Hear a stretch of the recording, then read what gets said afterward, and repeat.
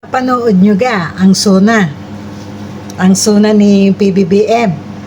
Ang daming bakanting upuan parang hindi na puno. Hindi dumalo yung mga minority. Saka kung hindi ako nagkakamali itong si Ping Lacson at saka itong si Tito Soto. Nakita ko sa listahan ng hindi dumalo. Ewan ko lang kung totoo yung post na yun.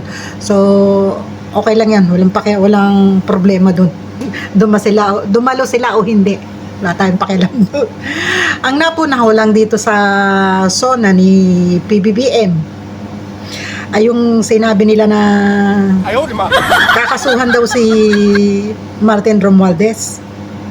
Kakasuhan pa lang? Ang tagal-tagal na niyan. Ilang buwan na. Isang taon na nga yung pangako niya ni na mahiya kayo Yung sinabi niya hindi pangako kundi yung sinabi ni PBBM na mahiya naman kayo. At yung sa ICI na ibinigay sa ombudsman, matagal nang sinasabi niya ni Boying. Kakasuhan daw si Romualdez. Bakit ang tagal na kakasuhan pa din? Hanggang ngayon, hanggang sa SONA ni PBBM, kakasuhan pa din. Bakit si Senator Marcoleta at saka si Jinggoy? Bakit ang bilis? Parang minagic nyo. Iba talaga yung tinitingnan sa tinititigan. Kasi si Martin Romualdez hindi lumalaban. At saka si Martin Romualdez ay malamang may kasama na madadamay. Kaya hindi agad kasuhan.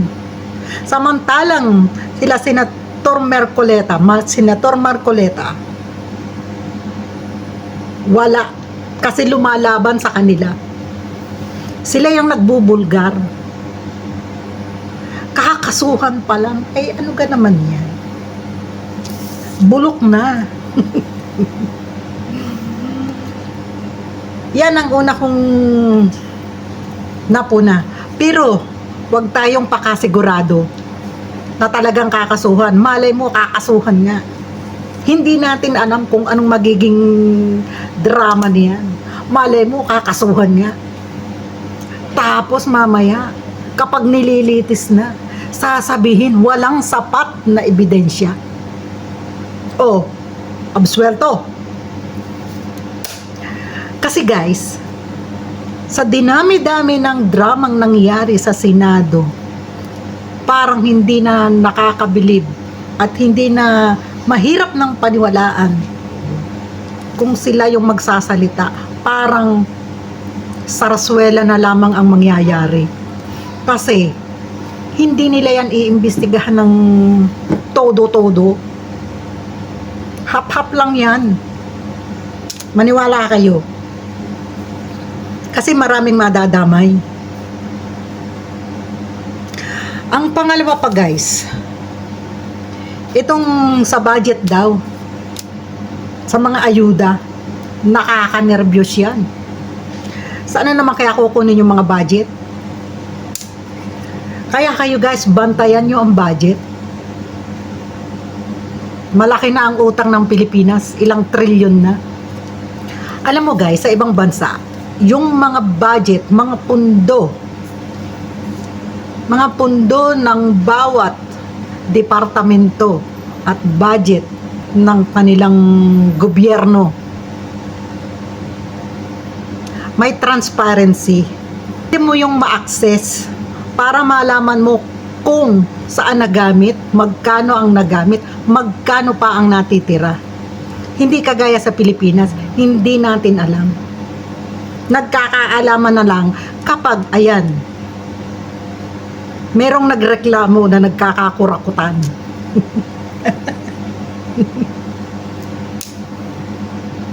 Kaya sana, sa Pilipinas, magkaroon din ng transparency. Yung kapag medyo duda ka, pwede mo siyang ma-access. Pwede mo siyang ma-check sa internet.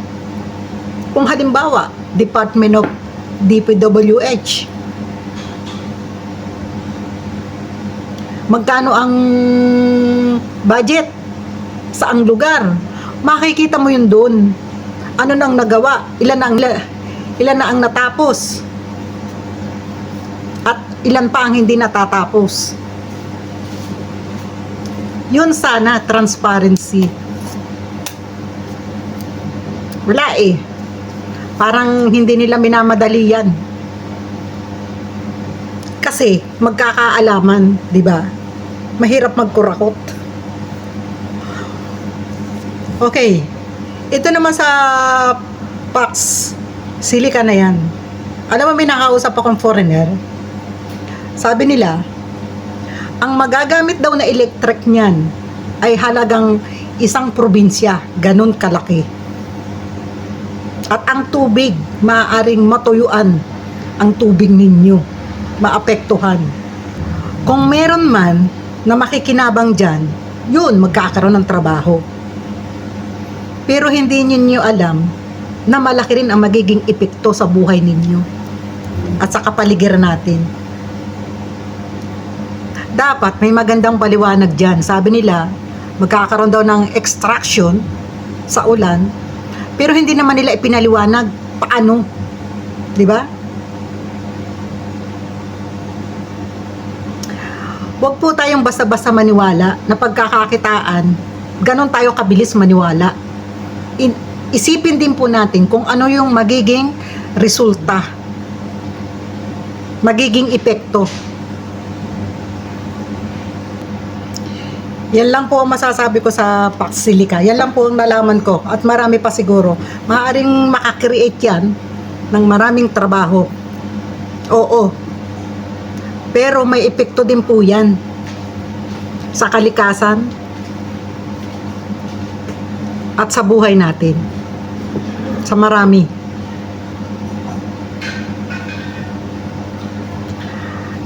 Ilang libong hektarya ang makukonsume na lupa dyan.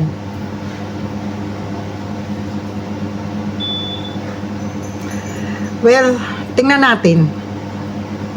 Pabayaan muna natin yan sa mga nakakaalam. Ang isa pa, guys, ang gusto ko sana, itong sinasabi yung pinangako ni Senator Marcoleta, yung pangako niya, nagagawa siya ng bill. Actually, naka-submit na po yan. Kailangan na lang niya ng kaunting deliberasyon at pirma. Yung system laws po ay pinapatong po yun sa ating bill na kung tutuusin ay hindi natin ginamit. Yung lugi po nila, halimbawa yung mga kuryente na nawala, nanakaw, o kung ano pa mang dahilan, sa atin yun ipinapatong sa consumer na kung tutuusin po ay hindi dapat. Tapos lalagyan pa yun ng VAT. Kaya po unfair yun, kaya lumalaki yung ating bill. Yan po yung sinabing, yun po yung ipinangako ni Senator Marcoleta. Ang pangalawa po ay yung sanang below 2,000 na bill ay maging free na. Pero ayun nga po, pinakulong po siya.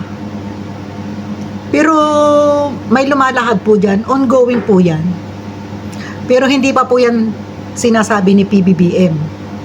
Ang duda ko lang po dito, sa sinabi niyang system loss na to, na aalisin, hindi po niya ipinaliwanag kailan magiging epektibo at kung kinausap na ba nila yung Meralco, kung nag-usap na ba sila. Kasi syempre ipaglalaban niya ng Meralco eh. Hindi yan basta-basta papayagan, di ba? Wala po siyang sinabi. Yun lang ang sinabi niya na aalisin ang system loss sa ating bayarin. Well, hintayin po natin. Ayun guys, nakikita ko, may mga pumapalakpak, oo. Pero minsan lang siyang mag-standing ovation. Dito lang sa system loss na to. Malamlam ang palakpak sa kanya. Madalang lang. Siguro yung talagang gustong gusto yung kanyang sinasabi. Pero guys, talagang tinitingnan ko at pinakikiramdam ko yung papalakpak. Kapiraso lang. Ang dami-dami doon, ilang daan yun, ilan lang yung pumapalakpak. At saka sinabi nila na meron daw nakitang bumbum dyan sa labas daw ng Senado. Guys, mula nung mangyaring drama dyan sa Senado, naniniwala pa ba kayo sa mga kadramahang yan? Sa dinami-dami ng pulis na nakadeploy, na magbabantay, doon nga daw sa Kulyat isipin mo, ang SONA 9 kilometers daw, andun ang mga pulis pagkadami-dami. Ang binabantayan yung templo ng iglesia.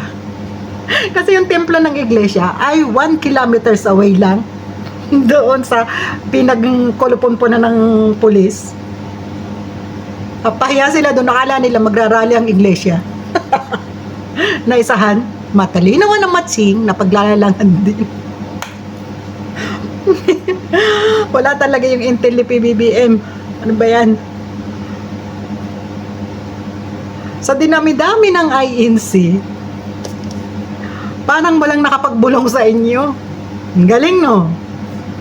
Walang naghudas nasabihin na walang rally ang iglesia. Naghintay lang ng 12 midnight para ilawan lahat ng kapilya pagdating ng alas 12. Pero 11:43 pa lamang ng gabi, sangkaterbang pulis nang nakabantay. Nakakatawa. Tatakot na ba kayo?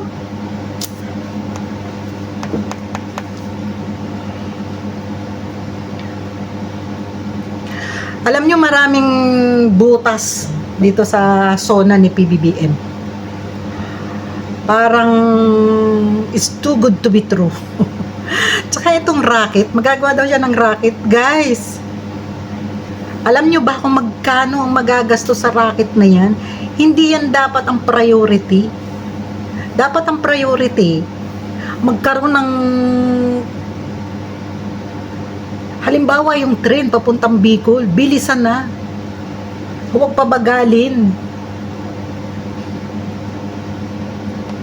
Sa bawat point ng probinsya dapat meron para mabilis na yung biyahe. Point of Luzon, sa Bisaya, sa ibang bansa nga Alam nyo ba yung tren? Dumadaan sila sa ilalim ng dagat, gumagawa sinang tunnel doon yung dumadaan.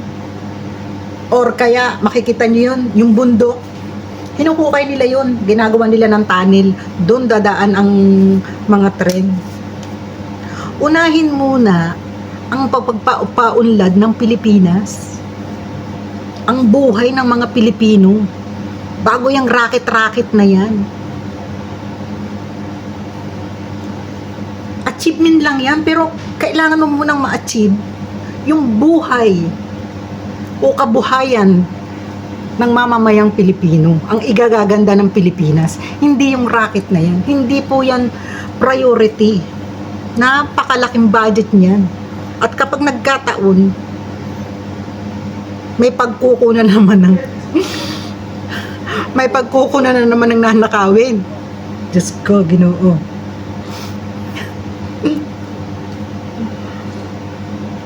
Mahal na Pangulo, utang na loob. Utang na loob. Unahin po muna ang ikabubuhay, ang ikagaganda ng bansang Pilipinas, ang ng buhay ng inyong mamamayan before yung racket na yan.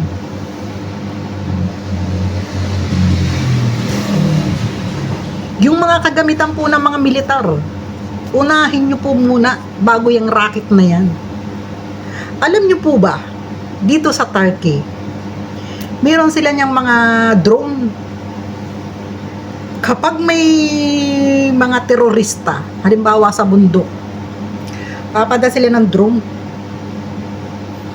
And then, makikita nila sa computer, nasaan yung drone, makikita doon sa target, pag may inaakala nila na medyo kaduda-duda, halimbawa, iniisip nila terrorist yun, doon nila yung papasabugin o doon nila magla-launch ng bomba para po ang ating mga kasundaluhan, kung pumunta man ng gera, walang masyadong malalagas. Drone po ang gagamitin. Unahin nyo po yan kaysa sa racket-racket na yan. Mahal na Pangulo, hindi po yan ang priority. Ang priority po ay ang ikabubuhay ng bawat mamamayan. Ang priority po ay mabawasan ang korupsyon sa lipunan. Ang mga krimen, mabawasan ang mga... Ang dami na pong adik. Kahit po sa lugar ko, mahal na Pangulo, marami na pong naho-hold up na dati-rati kahit anong oras ay pwede kang lumabas ng bahay na hindi ka matatakot. Ngayon, bigla ka na lang tututukan. Kailangan po magkaroon muna ng safety ang mga mamamayan bago nyo unahin yung racket-racket na yan.